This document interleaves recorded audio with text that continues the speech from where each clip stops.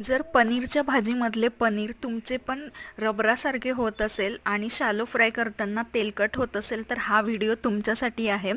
तर जर तुम्हाला पनीर हे छान शॅलो फ्राय पण करायचं आहे आणि रबरासारखं पण नको आहे तर ह्या टिप्स नक्की फॉलो करा। त्याच्यामध्ये थोडंसं दही घाला, मी 2 चमचे घेतलेलं आहे। त्याच्यानंतर तुम्ही त्याला छान टेस्ट येण्यासाठी त्याच्यामध्ये मिरची पावडर, धनिया पावडर आणि त्याच्यानंतर मीठ घाला।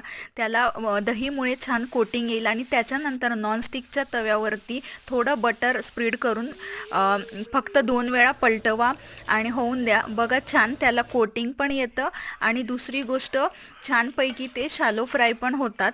आणि जेव्हा तुम्ही ते भाजीमध्ये घालतात म्हणजे ग्रेव्हीमध्ये तुम्ही पनीर घालता त्यावेळेस ते खूप छान दिसतात पण। आणि ह्या टिप्स फॉलो करून तुम्ही पण पनीर मसाला किंवा मटार पनीर बनवून बघा आणि कमेंट नक्की करा।